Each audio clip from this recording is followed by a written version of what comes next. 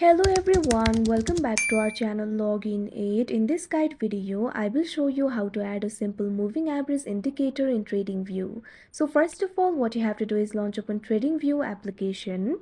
Make sure you're logged into your account. You can see over here TradingView has been opened. Initially, you'll be in the watch list interface. What you have to do is go to the chart interface. For that, simply tap on the chart option that you can see right next to the watch list option. Now you can see over here the chart will be opened up. You can open the chart you want to add the indicator to. Right now I'm just going to add the indicator to this chart. So what you have to do is look at bottom in the toolbar sections. You'll be able to find several icons over here. What you have to do is tap on this icon that you can see right over here on your screen.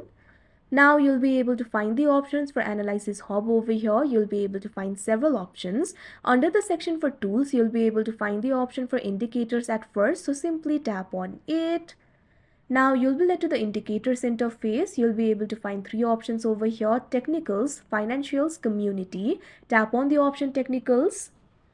Now tap on the search bar that you can see at the top. Simply type in moving average simple. You'll be able to find the option for moving average simple over here. Simply tap on it. Now the moving average simple has been added to the chart. Go back. Now in the chart you can see the moving average simple has been added. The blue line that you see flowing in this chart is basically the simple moving average indicator. So that is how you add a simple moving average indicator in TradingView. I hope you found this video helpful. Thank you for watching. Make sure to like, share and subscribe to our channel.